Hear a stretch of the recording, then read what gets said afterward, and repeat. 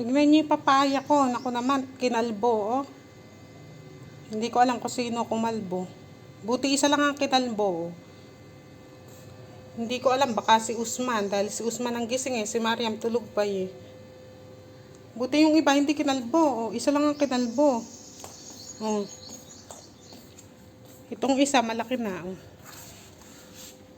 Tapos ayun, buti na lang at 5 piraso papaya ko. Hindi na siguro mabubuhay yung kinalbo na yun. Tapos ito, yung pakwan ko may bungang maliit, oh. Ayan, oh. Tapos bulaklak.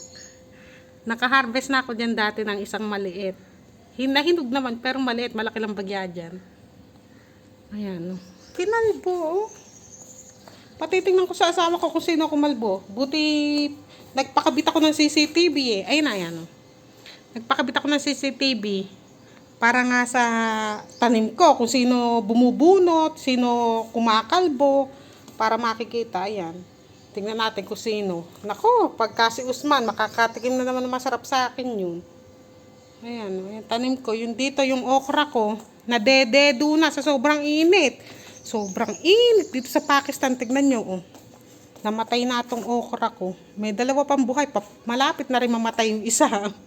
Naku, nakakalungkot. Kaya hindi mo na ako nagtatanim eh. Namamatay sila sa init. Ayan, oh. Namamatay. Kahit na paano diligang gawin ko, namamatay talaga sa init. Ayan sila.